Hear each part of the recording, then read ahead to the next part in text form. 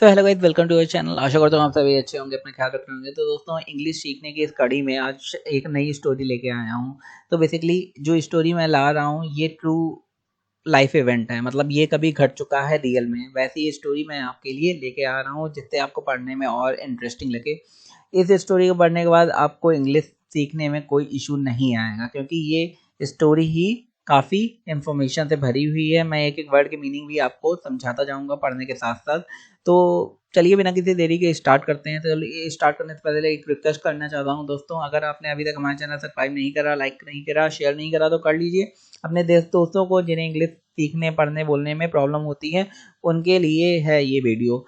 आपके भाई बहन, आपके फ्रेंड जिन्हें इंटरव्यू में प्रॉब्लम है या एग्ज़ाम देने में प्रॉब्लम है या कैसे भी रीड करने में प्रॉब्लम है या राइट करने में प्रॉब्लम है। कुछ लोग स्कूल में पढ़ाना चाहते हैं, कुछ लोग इंटरव्यू देने जाते हैं, कुछ लोग जॉब करना चाहते हैं, लेकिन इंग्लिश में प्रॉब्लम है बोलने, लिखने, पढ़ने में, तो उनके लिए ये वीडियो है। तो चलिए बिना किसी देरी के स्टार्ट करते हैं। सबसे पहला पॉइंट है, सबसे पहले स्टार्ट करते हैं। इन 1987, 1987 की बात है। ऊपर इंग्लिश है, नीचे हिंदी है।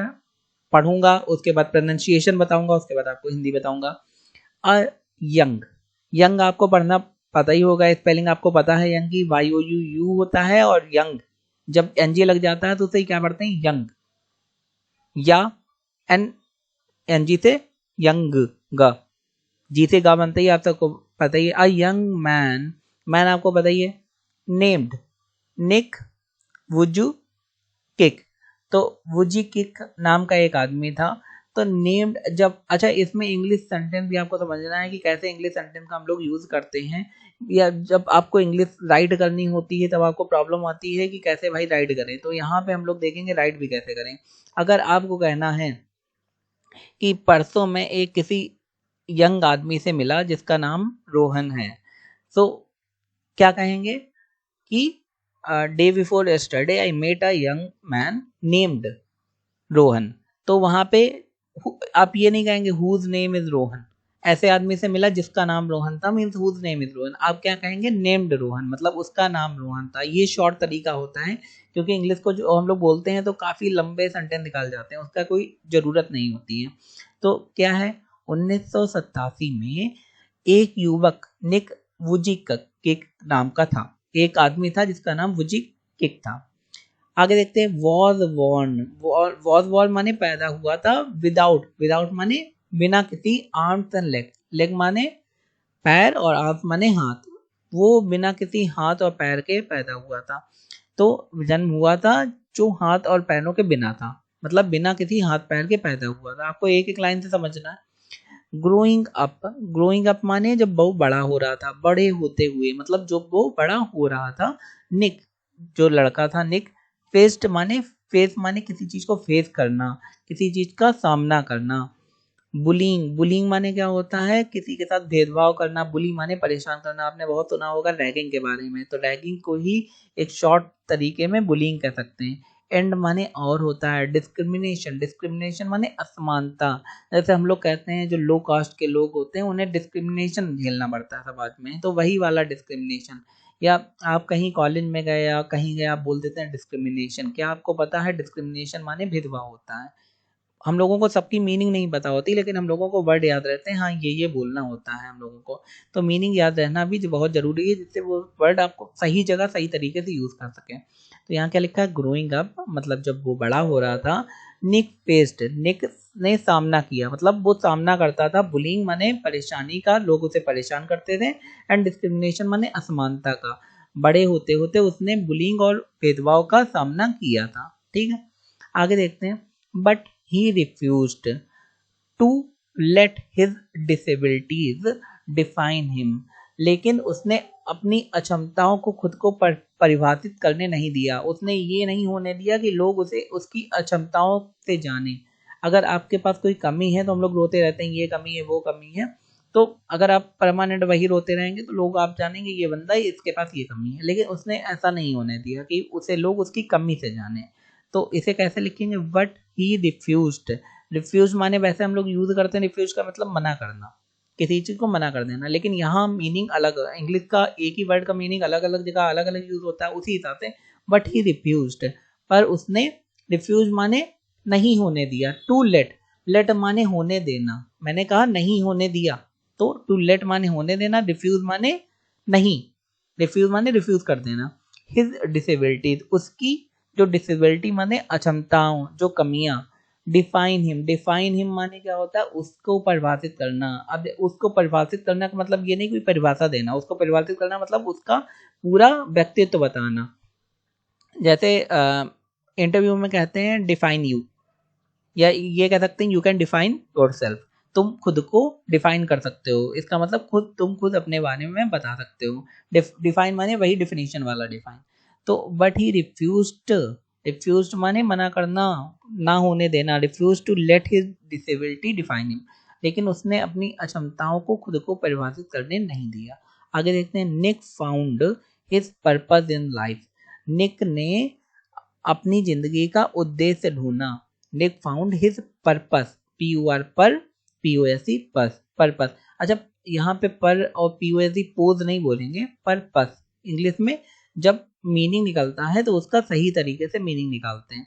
अगर खाली यहाँ पे पोज हो जाता, POSE PUR नहीं रहता तो उसका अलग तरीके से बोलते, लेकिन क्योंकि पूरा है। एंड माने और, बिकेम माने हो गया, किसी कोई इंसान कुछ हो जाना मतलब बिकेम।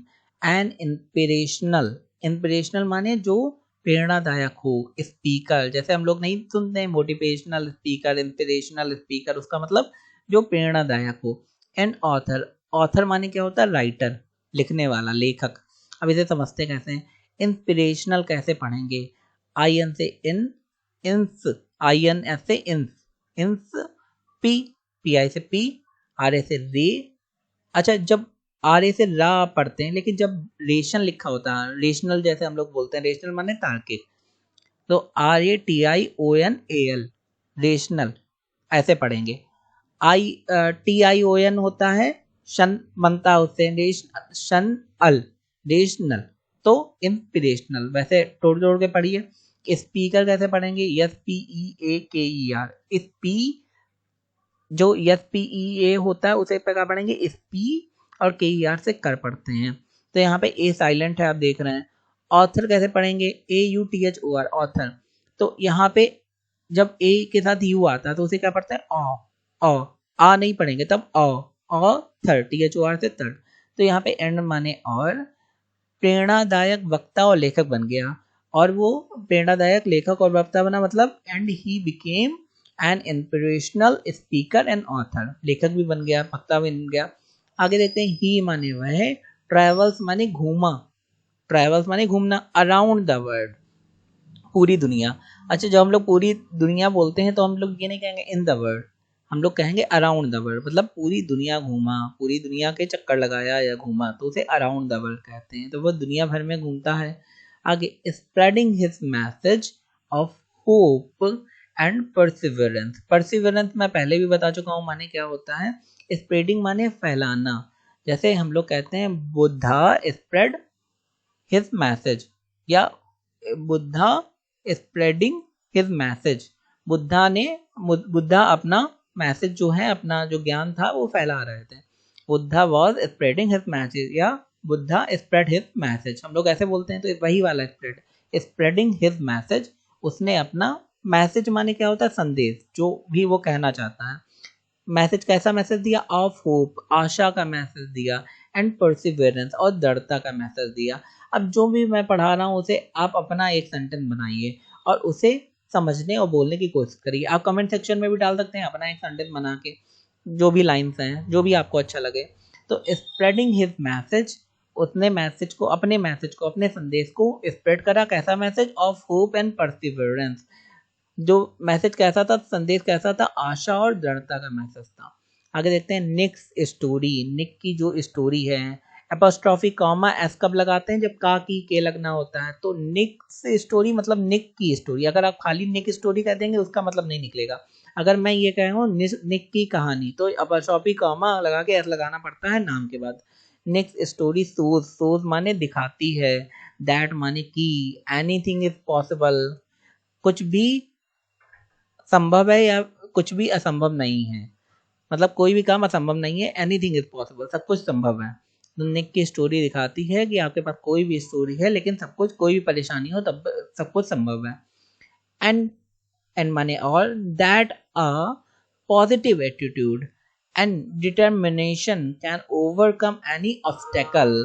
ये भी बताती है कि अगर आपका एटीट्यूड पॉजिटिव है, आपका दृष्टिकोण पॉजिटिव है, तो कोई भी परेशानी आए, ऑब्स्टेकल माने रोक आए, रोकथाम हो, कोई भी ऑब्स्टेकल नहीं, रोक जिसे कहते हैं, रोक आए। जैसे हम लोग कोई काम कर रहे हैं, अगर आपने कोई काम अच्छा करा, आपने जैसे इंटर में 80% मार्क्स ले आए, तो क्या कहेंगे, अगर आपके पास कोई अवरोध था, आपके पास अगर गरीबी थी, पैसा नहीं था, लाइट नहीं थी, तो उसको ऑब्स्टेकल कहेंगे, उस परेशानी को ऑब्स्टेकल कहेंगे, रोक। तो एंड माने और that a positive attitude, that अ माने क्यों लगा रहे हैं कि वो एक, जो भी एक पॉजिटिव एटीट्यूड था उसका, एंड डिटर्मिनेशन और दृढ़ता थी किसी काम में लगे रहने की, कैन ओवरकम एनी ऑब्स्टेकल, वो किसी भी दुविधा, किसी भी बाधा को पार कर सकता है। ओवरकम माने पार कर देना। I overcome from my anxiety, मैं अपनी परेशानी से ओवरकम मतलब वापस आ गया हूँ, बाहर आ गया हूँ, तो उसे कहते हैं ओवरकम। तो यहाँ पे वही होगा, और कि एक सकारात्मक दृष्टिकोण और दृढ़ता किसी भी बाधा को पार कर सकती है, ये इसमें बताया गया है।